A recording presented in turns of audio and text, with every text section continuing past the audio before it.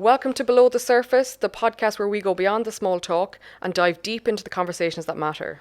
From personal growth to the complexities of human behaviour, we explore the stories, ideas and experiences that shape our world without the fluff. Expect raw, thought-provoking discussions with fascinating guests and plenty of insights to challenge the way that you think. So if you're ready to look below the surface, you're in the right place. Let's get into it. Who is Tim Brown?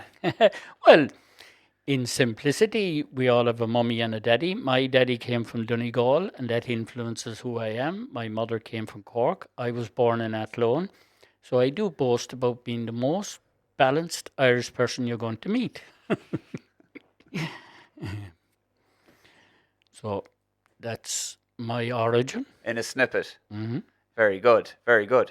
So I suppose we'll start from the beginning. What was life like growing up and coming into your teenage years?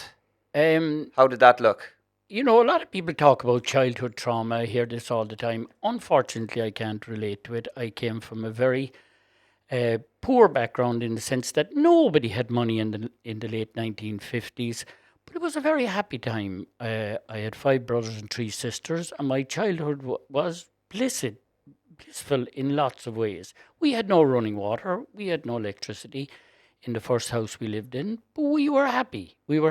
And I lived in a little town called Bandon in West Cork, and I loved it really. I was brought up in a council housing estate, which was kind of like an extended family. Everybody, you didn't just know the neighbours next door, you knew if they wanted sugar in their tea. We really did mix and care for each other. And to this day, which is 70 years on, I feel a connection with these people. Just, but nobody had money, but everybody seemed to be happy. And I suppose you're like, if you can't miss something that you weren't used of, so. I met a girl the other day, and she knew where I came from, and I said to her, I remember as a child walking from the Bandon Cattle Mart to a little village called Inishannon. People might have heard of Inishannon. Alice Taylor wrote that lovely book, School Through the Fields. That's where I live. I live in Inishannon. But I used to walk cattle from Bandon Cattle Mart to beyond Inishannon, which was 2.5 miles. So you had to walk the cattle there and walk home. And you did that for 2 shillings, which is 10p. But you were able to go to the pictures, buy a bottle of lemonade, buy a packet of Perry crisps. Tato were too expensive because they were a trippany bit. They were what? Trippins, you see, money was a way smaller in value. You had a trippany bit, you had 2 of those in 6pence, and you had 4 of them in a shilling, and a shilling was 5p. So imagine being able to go to the pictures with 5p and buy a packet of crisps. Life was very different, but nobody had money. Money was a scarce thing. So at a very young age, I became a bit creative. I was collecting scrap kettles and pots because people thought they were getting Alzheimer's, so they were throwing out all their kettles and pots. So I was going around collecting them. And I saved money from scrap, and when I was 17, I bought my first house and paid for it. But so I was a bit creative, we'll say, at taking advantage of what was available to me. I worked as a farm labourer when I was young. I trained as an electrician with my father, but there was no money about. So I went working for a local farmer. And then I sort of dabbled a bit in that. I lived in a council housing estate, but my neighbours mightn't have been impressed. I was fattening pigs in the coal shed, and I was getting stale bread from the bakery and milk from the creamery, and I was fattening the pigs very cheaply. But my pigs, because they got a bit of TLC, were actually doing very well. So even at a young age, I was aware of poverty. I saw my mother one day take a sliced pan out of the dustbin. She had fed us, and she was scraping the mold off of the bread for herself. So I swore then that I would never drink alcohol, because alcohol had a huge contributory factor to a lot of the poverty we experienced in the 50s and 60s. So these things do shape you. They do have an impact on you. I swore I would never drink alcohol, and I really didn't until I was 38. And I remember looking at a glass of wine in Cyprus. I was living there. I was recovering from cancer at that stage. I remember saying, "Where's the devil? Is he in the bottle or is he in the glass?" But I realized really that it's the person's needs to find the strength to walk away from it if it's controlling you. So the weakness or the strength is in the individual. It's not that anything is good or bad, it is what you allow it to be in your life. So you mentioned there, just dropped it in there, that you were recovering from cancer. So if we go into the deep stuff, we go below the surface here now. If you were to tell us what is something that we should know about understanding who you are today? Well, definitely, I was lying dying in a bed in 1983. A doctor, I collapsed. I was working as an electrician. I collapsed and I was taken to hospital, and I had been getting lots and lots and lots of antibiotics. It goes back to when I was 12 years of age. The pedal in my bike cracked and the crossbar hit my groin, and I had terrible burst blood vessels in that area, and it was always a bit painful. As an electrician, you're wearing an overalls, and it was always sore and uncomfortable. But eventually, I collapsed in work, and I was taken to hospital. And the doctor very kindly, in the 1980s, you didn't use the word cancer. People were whispering it's the C word, because the mention of cancer terrified you. So the doctor said to me, "Look, you have something very bad in there, and we need to go in and take it out. It will take about 50 minutes in an operation to take out this lump that's in your groin." And when he operated on me, the operation was nearly 5 hours, and I was slipping in and out of consciousness, but it wasn't the cancer was killing me. It was I got an infection because I was antibiotic resistant. I had been given far too much antibiotics. So I was very grateful. That surgeon did a very unusual thing. He asked my brother, who was playing chess with me, to set up the board, and he was going to have a game of chess with me. And during the game of chess, he said, "Look, unfortunately, I told you that operation was going to be 40 or 50 minutes. But when we went in, the bad had spread." And he said, "I went after it for as long as I could, but the anaesthetist stopped the operation at nearly 5 hours." So the point I'm making is that I was lying dying in bed, and the resentment I had was not that I was dying, but that I felt I hadn't ever lived properly. So I know you said the year, but what age were you at this point? Uh, I would have been 28 years old. Okay, 28-year-old, and you're told that you're dying. Yeah, and I had 3 small children. Okay. So you had resentment towards the fact that you didn't get to live your life. So how did that manifest inside in you? What were you feeling? What were your thoughts? How did you Well, project your life from that? I know people talk about near death experiences, but I was slipping in and out of consciousness, and all I can describe it as was probably the most blissful, out of this world experience. So it had a deep impact on me. I got out of that hospital bed and I became a different person. In what way? In that my pursuit of spiritual development was a priority to me. So why did that come into why spirituality? So you said you were a different person. So can you just elaborate maybe on what that looked like, or Well, bear in mind, it's an evolved thing. It's a thing that evolved. I was conscious of my closeness to death. When you were going in and out of consciousness, was there any sign, or was there any There any was whisper, or no. like how did you know that you were having this closeness? As in, yeah, how did you know? How did you just know that, okay, I'm having this? Because you weren't aware that you were going in and out of consciousness. I was aware that I was dying. Oh, you're aware that you were dying, but in the moment of going unconscious, though. Yes, well, you can't explain an experience. It's something you have to experience. And we talk about our experiences, and other people can't relate to it because it's our experience. It's our experience. So it was very real to me. I remember my brother said to me afterwards that I frightened him. He said, "Why?" He said, "Your eyes look different." So I was consciously aware that I had missed my opportunity to live. And I know you said you were aware that you were dying. Had the doctor said to you, you are dying, or there's No, nothing more we can do for you, or? oh no, no. The doctor very kindly told me that when I would get better, that I could have further treatment, but that right now further treatment was out of my reach because my immune had slipped in.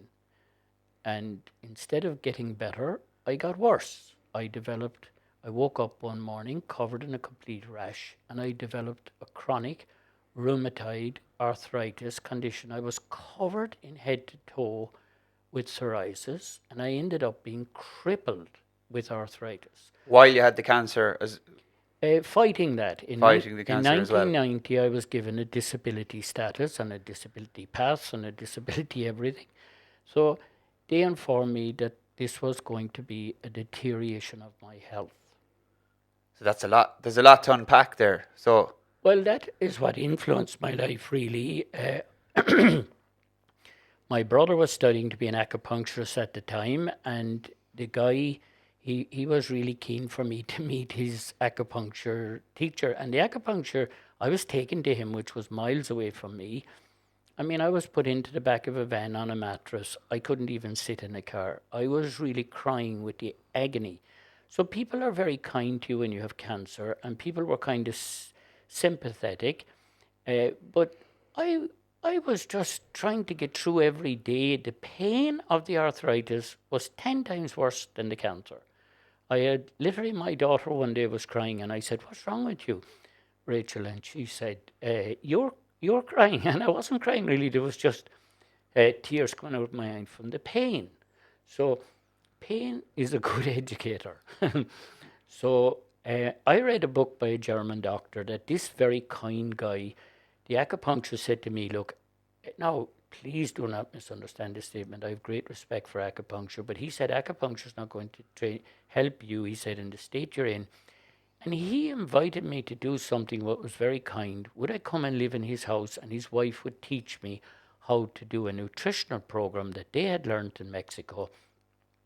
So I did, and I did that program, which was put simply because it's very complex, and I'm not going to go into it in detail now. But it was becoming a vegetarian, living on simple foods like millet and brown rice, and drinking copious amounts of vegetable juice. If you drink 6 pints of carrot juice a day, it could poison you. So that's not something that somebody should do if they didn't know the whole story. It's a complex program I followed, but I had mega benefits from this in pain relief. So, um, and I spent 7 years really battling this chronic lupus, rheumatoid arthritis, and I was weighing my boat away from cancer. So that was my experience that I believe was the biggest influence in my life. Now, I was way back in the 1970s, I was into high speed motorbike. I did trials on a RD 350 two-stroke Yamaha, and I came off that at 118 miles an hour. So I was carrying injuries from what happened to me as a child with the bike, and the motorbike crash was very serious. I landed on my collarbone, landed on my shoulder, broke my collarbone and my ribs. That is pivotal to me nearly losing my life in 2013. so all them traumas that weren't properly dealt with kind of manifested into. I am totally, totally grateful to medical science. I have the greatest respect for medical science. Like my sister's little boy, he had a hole in his heart, and when he was 5 years old, they took out his heart and spent 8 hours repairing it. And he is still alive, and he's 50 now. So I have Wow. the greatest respect that medical science were able to put me asleep long enough and take out this cancerous lump. But it wasn't the doctor's fault that my cancer wasn't diagnosed in time. So I hate talking about cancer because I wouldn't like to oversimplify my story to say that other people should drink carrot juice. I mean, the amount, when I was a child, if you were diagnosed with leukemia, the outlook wasn't good. When did you last hear of people dying with leukemia? So medical science is saving lots of people's lives. And I am involved in nutritional science. And if you're involved in science, you should respect science. And I don't like the criticism. I think nurses, I don't call them nurses, I call them angels. Unfortunately, unlike most people, I've been in hospital too many times. And doctors and nurses, people say, oh, the stupid doctor said this. Well, whatever the doctor is, he's not stupid, in my opinion. He's highly trained, highly educated. And maybe he's saying things that you don't like, but that doesn't mean he's stupid. But so I want to stress that I, Tim Brown, have greatest respect for science and for medical science. And I believe that every individual should, whether they understand it or not, have a full blood test every year to have markers that they can judge what's going on in their body. I hate therapists talking about, I think this and I think that.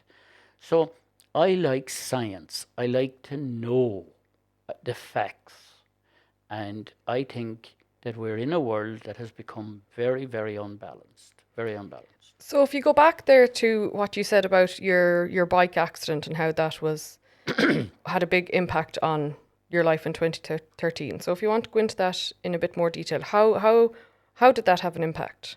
Well, on the root cause of all disease is one common factor, and that's inflammation. Inflammation. So inflammation, what is arthritis? It's inflammation. What is heart disease? It's inflammation. What is dementia? It's inflammation. What is cancer? It's a form of cell inflammation. So inflammation has a common factor. So people are always talking about boosting their immune system, and the doctor is often suppressing it. If you have hay fever, they give you antihistamine to put the handbrake on your immune system to make life bearable. So inflammation is the common factor. So that's why I like science, and I've trained with some very powerful scientists that are studying plants' anti-inflammatory compounds that are less toxic, we'll say, than other anti-inflammatories. So I have spent time around tables with scientists, and I'm now working directly with scientists that I believe have wonderful things that help people with inflammation. So my body was full of inflammation. After this accident? Yeah, well, after a combination of accidents. Okay. So what other accidents were there? Well, I mentioned in 2013 I was involved in a 6-car pileup where the car behind me didn't know that all the cars in front were stopped, because we did manage to brake. So he hit my car with such force that he drove me into the car in front of me. My father was in the back seat and he wasn't wearing a seat belt, and his knees came through the driver's seat and pushed me against the steering wheel, but the whole car had crunched. And the steering wheel hit my chest and put all those broken bones in against my heart. So I needed open heart surgery. And again, I'm very grateful. I was taken urgently to Belfast, and I was in intensive care for 13 weeks because they couldn't operate on me. They couldn't open me up because of all the broken bones. They said I needed serious surgery, but I was unable to have it. So what was that like, sitting lying in a bed for 13 weeks? Well, by 2013, fortunately, I had learned a lot of the advantages of mind control and things like mind-stilling exercises and forms of meditation. So wherever you are, it's not where you are, it's your attitude and response to where you are. So I believe that illness is a form of spiritual development if you use it positively for that reason. So for somebody who might be a bit closed off to the idea of that, or might just not know, how do you do that? I hear what he's saying, but I still don't know what he's saying. So how could you describe that? You're lying in a hospital bed. What thoughts are running through your head? Well, the doctor came to me in 2013. They put me into a cold room. And he said to me, "You're smiling. Are you all right there? Are you all right there?" I said I was never better, because I could finally, when they dropped my temperature, I could breathe. So I was in a meditation. I says, "That's the first time I've seen that, somebody with a smile on their face in here." So I don't want to oversimplify it, but we can have a profound impact on pain if we can control our thoughts. So what were you trying to do to control your thoughts? Like we'll say, okay, so what negative thoughts were you having that you felt you had to control, and how were you reframing them? Well, your physical body is governed by your thoughts, your mental body. So, the wonderful teachings of yoga teach you how to connect with your five senses. The only thing your brain knows is what your five senses tell it. So, you smell something burning in your house, you immediately think your house is on fire because your five senses are designed to be part of your protection mechanism. So, you hear a noise, you get a fright. So this is a natural reaction that your five senses send warnings to your brain. But then what if you tell your five senses that that's a beautiful scene? Like I was deeply touched looking out the window at what you have here. In every way, this beautiful building we're in is created by conscious people who are aware of beauty. So what if you deliberately connect with those things rather than connecting with the pain? And you can if you learn how to control your thoughts. And yoga is one discipline. I love some Japanese principles as well. So we can send positive. So all the senses from your five senses are connected to your thalamus. But your thalamus is like a railway station. The train comes from Dublin and the parcels are transferred over to the train going to Belfast. So when you learn how to send good messages to your brain, you can learn to control your physical body. So would you be saying, okay, so maybe being appreciative of what's like when you came here today, you were able to look out the window and you were overwhelmed with the beauty that's around here. So being grateful for what's around rather than focusing on the negative part. Yeah, well, I believe if you're spiritually aware, you will see beauty everywhere. I mean, the hawthorn tree looks beautiful. The daffodil looks beautiful. The daisy looks beautiful. The dandelion looks beautiful. So people say to me, I don't believe in God. There's no evidence of God. Well, that's actually, Jesus said that we had to become like little children. So there is a simplicity in seeing beauty everywhere. The sweetest beauty I've ever seen is in the child face smile. That's hope. That child one day, you and I hope is going to be something great or someone great. Because everybody is a somebody, and we hope that they will experience greatness. So beauty is everywhere. It's the conditioning that you do to yourself as your appreciation of beauty. So we'll say for somebody who is very negative, always focuses on the negatives in their life, maybe is going through a difficult time or is unwell and just can't seem to see the wood from the trees. Well, what would you say to them? Well, there's a lot in what you've said now. You know, there are different concepts there. If somebody is mentally unwell and they have overstimulated themselves, maybe with drugs, which I'm not a fan of, illegal drugs. So people can get into terrible states mentally and emotionally. And I'm not going to suggest that, I would love these people to talk to people that will help them to find someone they can trust and relate to open up and to tell their pain to. But what I'm talking about was a totally different thing. I'm not going to oversimplify somebody's mental, we really, really hope that people who are unwell would talk to others, would open up and talk. We hope they don't pick a final solution to a temporary problem, because there is help out there. My experience, and I have mixed with thousands and thousands of people, my experience is most people are kind and help and caring. The world is full of lovely people. The percentage of real bad people is very scarce. And they're not really bad people, they're really sad people because they've got into a wrong way of thinking. And I just go back to your mind calming. You said you have a mind calming routine that you do. Yeah, well, That takes, was it what you say it took 2 minutes per day, was it? I said to you, I'm not going to take credit for it. It's thousands of years old. So if you wanted to learn meditation, the school of philosophy that I went to, they wouldn't teach you meditation. First, they'd say you need to control your mind.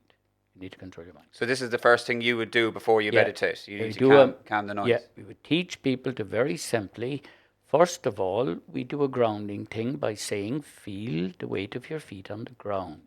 Feel the weight of your body on the chair. Feel the play of air on your hands and face. So now that's 3 times I've instructed your mental mind to come down to earth. So yoga, Dr. Caroline Leaf is a profound scientist on who switched off your brain, her book is called. But it is rich and it's very complex. Like, people need help at a simple level. You have 5 senses. You can, through breathing, control a panic attack. What is the control for a panic attack? 4-7-8. So breath controls your whole body. So 4-7-8. So 4 seconds in, Yes. hold for 7, Yes. out, exhale for 8. Yeah, and exhale through your mouth. But what I'm talking about is gently breathing in your nose without force. So doing that, become conscious of smell. So we have 5 senses. We feel, we taste, we smell, we see, we hear. These are the only thing your brain knows is what it has received from what? From your 5 senses. So they are the keys to controlling your thought mechanism. So we'll start from there. So if someone was going to do that, they'd sit on a chair, bare feet on the ground, feel the ground, feel the chair, do their 4-7-8 breathing. Oh no, they're 2 total separate things. They're separate. If somebody's having a panic attack, you certainly can't get them to exercise on stilling their mind. Their heart is exploding, their head is exploding. So you get them to deep breathe, and people get them to put a paper bag, and there are different techniques. They are totally different things. We're talking about keys that help you to be in a state of mind to meditate. A person having a panic attack, meditation is completely out of their reach. So for somebody who's not having a panic attack? Yeah. So that, talk us through that calming process. Yeah, that's what I meant. So someone who's not having a panic attack. Well, we will put it up on your WhatsApp site, a photograph of the image of doing it, because it's very, very useful to see the visual side, of connecting to your 5 senses. When you connect with your 5 senses, one of the terrible things we have is we overstimulate our thyroid. Our thyroid has a huge impact. So our thoughts affect our thyroid affects our adrenaline and cortisol. So now the heart is racing. So by connecting with the 5 senses, you're coming down to earth. So taste, smell, visualize, even with your eyes closed. If you were to visualize that beautiful mountain that we were looking at, you can visualize what's around you. You just need all the 5 senses do one wonderful thing. They connect you to the present moment. Tim, are you okay to do that with me and Kieran here now on the podcast for the people listening? We can do it. Yeah. Right. So first, just make sure that you talk through it so that anyone listening can know what we're doing. So we are sitting with our back straight, and we are conscious that our feet are flat on the ground. So become aware of your feet on the ground. Feel the weight of your body on the chair, and try and feel the air on your hands and face. Now take a little breath in, breathe in slowly, in your nose and out your nose. Now please take a second breath in your nose and out your nose, not using any force. Now become aware of the taste in your mouth. Become aware of smell. Visualize. Just become aware of the colors around you. Just visualize without any comment. Now try and put all your attention on to listening.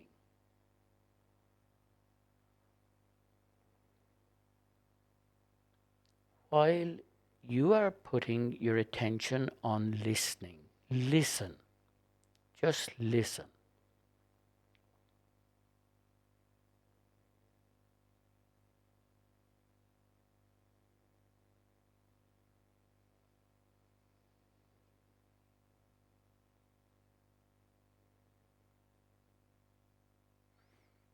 Now, for the purpose of the podcast, I didn't speak there for 12 seconds. If you're feeling that difficult, this is why you need to do this practice, because you do that for just 2 minutes. It is very helpful when you sit down and you put your feet on the ground and you feel the weight of your body on the chair. Just be aware of all your body, from the top of your head all the way down to the soles of your feet. Encourage your body to let all the tension go. Just let it all go. So consciously, when you sit on the chair, just let all the tension leave your body.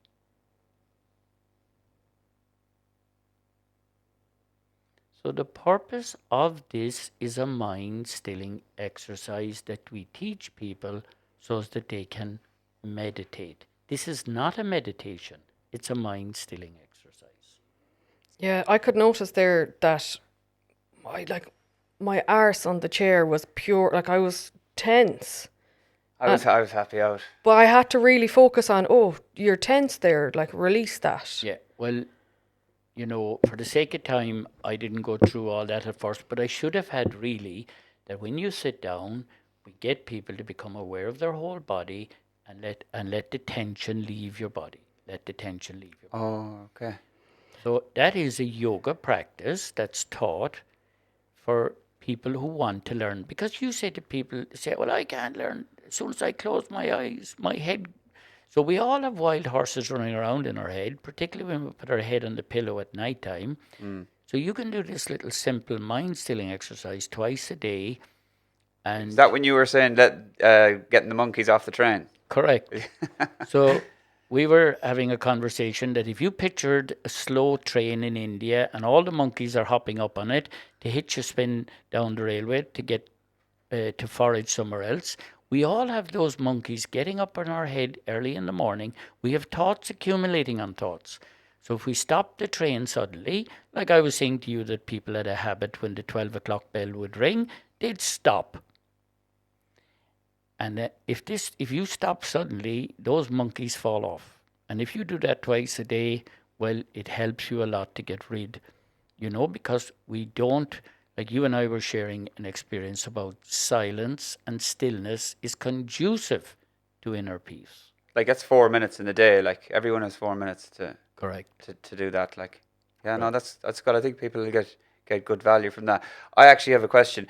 So with me running the gym and stuff like that, I constantly get clients coming in with joint problems, sore knees, arthritis, and stuff like that. Is there any sort of natural, like any kind of natural medication or something that they might be able to take, or anything you could recommend for them to get some ease in their joints and pain wise and stuff like that? Yeah, well, arthritis, swollen joints, the word arthritis is a fairly useless word. You could go to the doctor and say, I can't put off my shoes. My legs are all swollen. The doctor says, oh, you have gout. That is a form of arthritis.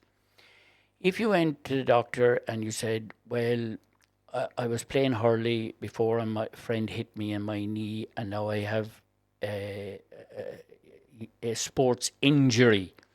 So that's a different form of arthritis. Then people have autoimmune diseases where their immune system is attacking their joints and they have multiple. So the word arthritis is a fairly useless word. They say you have osteoarthritis, rheumatoid arthritis, gout arthritis. You could be out gardening and get a pick from a rose and you could have an infection form of arthritis. So we would use, in nutritional science, we would use different things. A wonderful thing for gout is the inability to break down uric acid. So we use cider vinegar, but please be careful. Make sure you get the one with the mother culture in it. I shouldn't be mentioning brands, but Biona is a wonderful one that is very inexpensive. It's around $4.50 in a Centra shop, and that has the mother culture in it. You do not want the one that is distilled and looking all crystal clear. The mother culture is very beneficial at helping your microbiome. So cider vinegar, if you come out to your car in the morning and it's covered in ice, you put warmish and cold water on it, it melts the ice. Cider vinegar breaks down uric acid just like that. Uric acid is like crystals that have formed and they've got out into your blood and it's extremely painful. So cider vinegar. But if you have other forms of arthritis, believe it or not, the cider vinegar might aggravate them. If you have inflammation in your bowel, you have irritable bowel or ulcerative colitis, well, you're not going to, if you're going out your front door and you fell and you put out your hands to save you, you get up, you shake off the stones, you're not going to sprinkle vinegar on that, are you? So you have to be careful to dilute the vinegar. But cider vinegar is fantastic stuff for gout. For gout. Then other forms of arthritis, they all have one thing in common, and that's the joints are inflamed.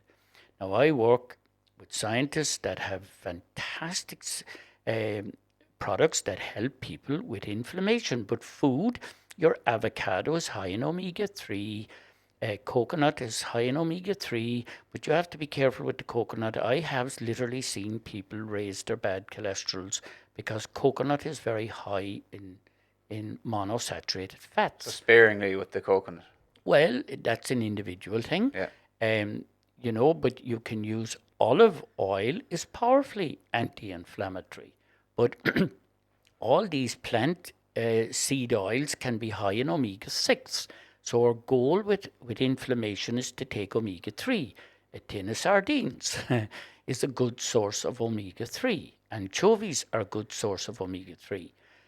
Tuna, unfortunately, is very contaminated with mercury, and cod's liver oil has been found to have unacceptable high levels of nanoparticles of plastic. So we live in a world that has been seriously altered by human beings dumping plastic in the ocean.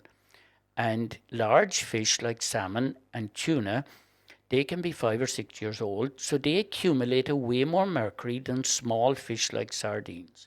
So, sardines are very inexpensive. So these are a rich source of omega-3, but omega-3 needs the protection of olive oil. These are complex things, really, with like polyphenols. So, but olive oil is very good. If your knee is sore and you rub it on, it's excellent anti-inflammatory properties from olive oil. Rub it on the skin, olive oil, yeah. Yeah. And you're on about when you're saying olive oil, you obviously don't heat olive oil. You just take it from the spoon. Yeah. Yeah, olive oil is sensitive to heat. Extra virgin olive oil is extra sensitive. You can ruin it very quick. So it goes from being very good for you, from you oxidize it. And this is what you're trying to protect is cell oxidation. Yeah. Yeah. Very good. So then what about people using olive oil to cook with? Like they're obviously heating it then. Yeah, well, modern science would point out that that's, you can lightly heat it. It depends. But exposing olive oil to dry heat creates complex compounds called AGEs, which stands for advanced glycation. So you're age accelerating yourself. So this is a reality. One of the worst foods of all is barbecued food, because that's not cooking the food, that's burning it. A lot of people won't be happy about that now. It's summer and barbecues are out everywhere, Tim. Well, we live in societies where people are, unfortunately, 2023 was a big year where highly processed food passed out smoking as the number one killer. So it's all over the media that highly processed food. I mean, I can go into some small towns and they can have 14 or 15 highly processed takeaway foods, and we have to face that this is a reality. We are making ourselves sick. Yeah. You told, sorry, Maureen, go on. I didn't, but you told me an interesting story yesterday that you were in the hospital lately. You were getting some checkups and stuff like that, and you had some good news. Yeah, well, because I have ongoing challenges with autoimmune disease, the doctors in the regional hospital in Cork, which have been very helpful to me, they said to me that my autoimmune diseases were no longer active in my body. That's their words, not mine. I'm not making that claim. They encouragingly told me that. I was over the moon. Now I'm over 70 years of age, and for the first time in 30 years, I can now run. I can run, which is all down to huge lifestyle changes and nutritional science. So, for a man who was on his deathbed, like survived death multiple times from cancer, crashes, and now at 70, probably in your best health, it's like how the fuck did you get here? Like, do you know? Don't forget about the 7 heart attacks as well. We might as well add them in as 7 well. heart While attacks. Like, what? You're like a cat with 9 lives. Well, yes. People are always saying to me, when am I going to write the book? When am I going to write the book? But I have no notion of writing a book. I think people sometimes write a book if they're afraid that people are going to forget them. I'd be happy with people forgetting me, but so I'm not interested in writing a book. But I would hope that the lessons I've learned that I could pass people on. It's not having any feeling of hope. If you start putting good into your body, it'll drive out the bad. And your body is a healing machine. So you pour in all the good things, the simple things. Green leafy vegetables are fantastic for females' health. There's a wonderful source of alkalizing your body, energizing your body, sustaining your body. Your body is a healing machine given the right environment. there's a couple of foundational um, supplements that you talk a lot to me about that have really helped you. Two in particular that if you would speak a little bit about them that you found really helped you was the noni and the balance oil. Yeah, well, the origin of noni is fascinating, really. The ancient people in Tahiti, they have a habit of doing a thing called tattoo. The word tattoo is supposed to have originated in Tahiti. So they do a whole upper back tattoo, so you'd know what island they came from. You knew who the chief was. So, and they tattooed the noni fruit onto their back because it was their medicine. They believed it was their medicine. So there's very well-known GA All-Star called Sean O'Calpine. He says that he drank noni juice every day. So lots of GA All-Stars drank noni juice as a recovery drink. Aidan O'Brien gave it to the horses for years as a recovery drink. So there are lots of famous people use noni. Lots and lots of people, millions of people. There are over 1,000 studies on PubMed showing the science behind it. So I spent over 20 years. I went out to the islands in Tahiti. I learned how to maximize it. You and I are used to picking fruit that's picked in an unripened condition. Fruit becomes hugely nutritionally enriched in the final stages of ripening. So the noni fruit, I had the pleasure of meeting Ralph Heineke. Ralph Heineke was the scientist who discovered bromelain in pineapple, which is an anti-inflammatory. And he has lots of documents stating that the noni juice is 400 times stronger than pineapple as an anti-inflammatory. So I spent a long time saying to people, there's 3 things about noni. You will feel better, sleep better, and you'll have more energy. And I totally know that that's people's experience after being over 25 years associated with it.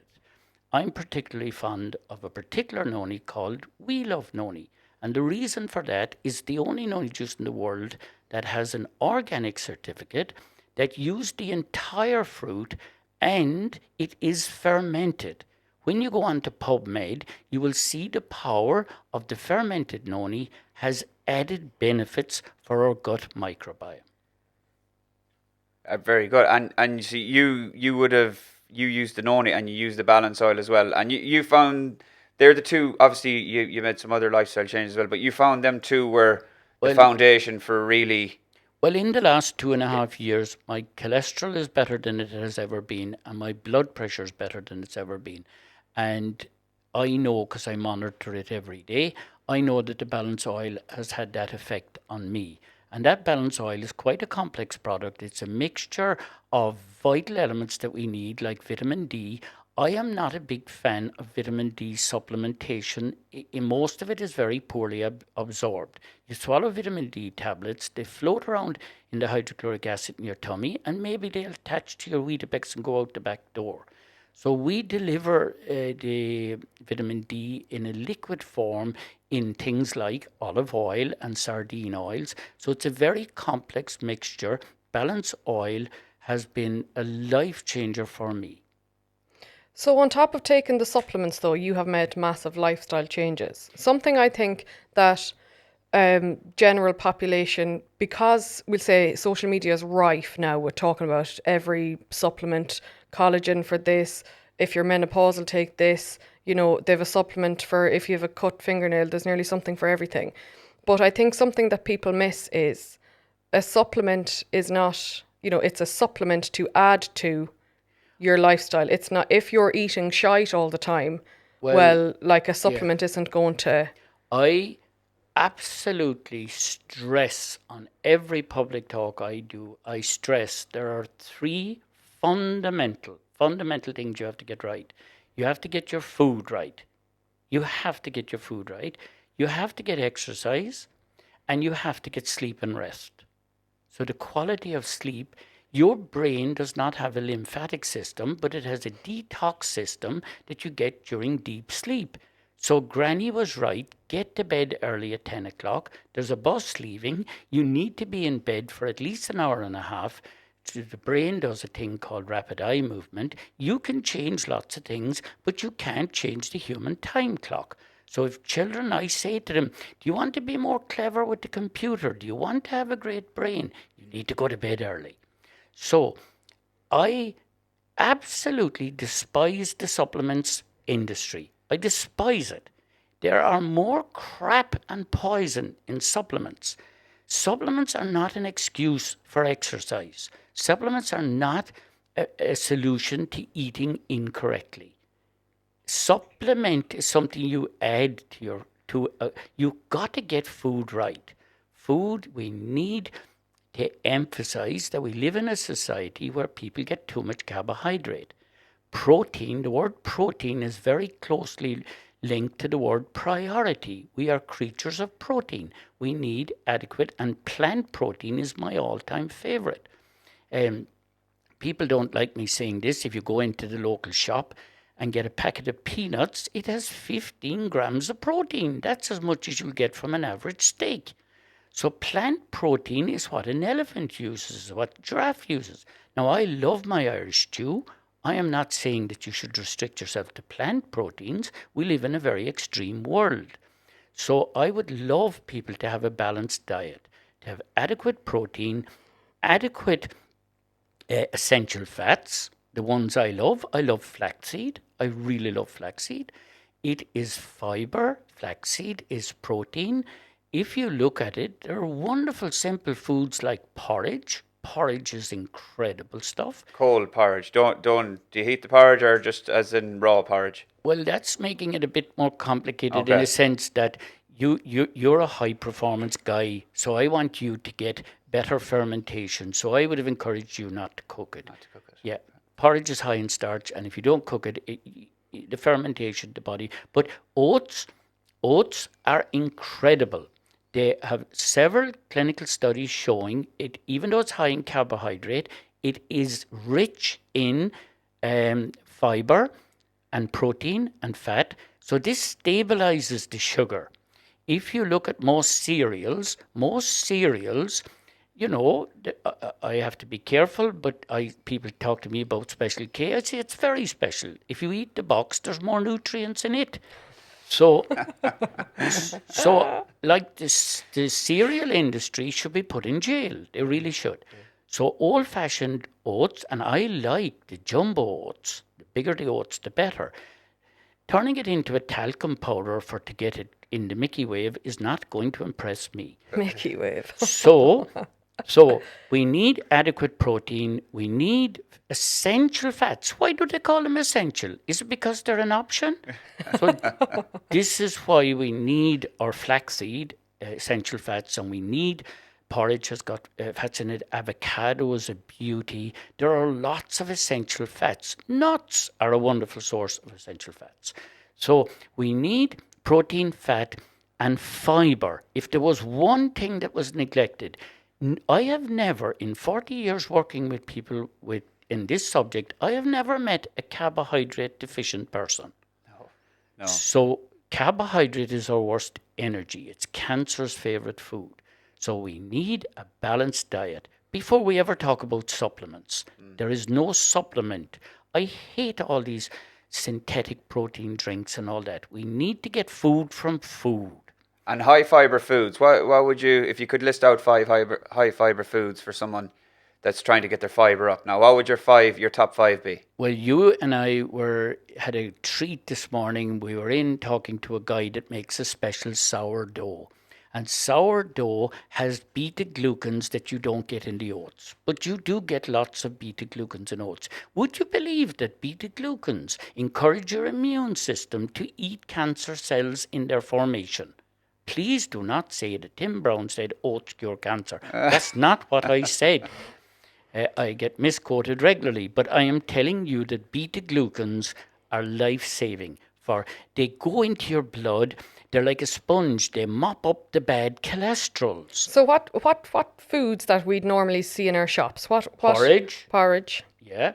Give us 4 more there. Whole grain breads for the people that can tolerate them. Flaxseed. I absolutely love flaxseed. I particularly like Linwood's one in Super Value because it's organic. So two more food options. On the fiber, Yes, yeah. nuts are wonderful because you're getting the protein and the fiber. And all vegetables. I love celery, and all vegetables are high in fiber. Beetroot needs to be eaten. It's very full of nutrients, but all vegetables. Do we lose the fiber if we make smoothies? Do we lose any of the fiber from Not blending it up? No.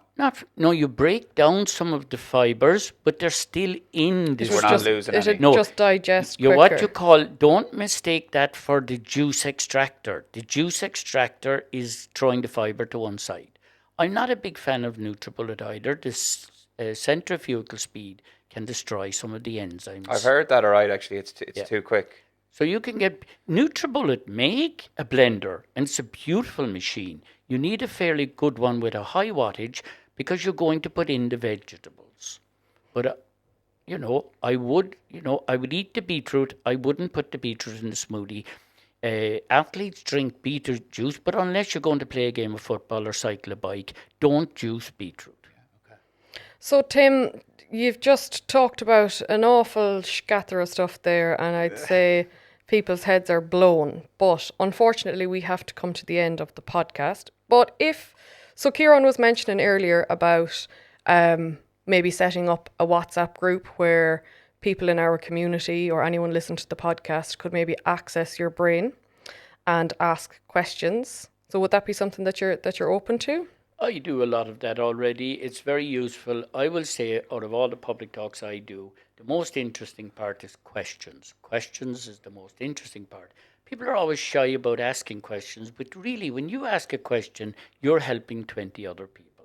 So you say, look, Tim, my grandson has eczema. Now we have a discussion about eczema. The next thing, all the other people, are throwing in interesting questions about it. So all we're trying to do is direct people towards the fact that your body needs the raw material to sustain itself, to repair itself, to reduce the speed in which you're aging.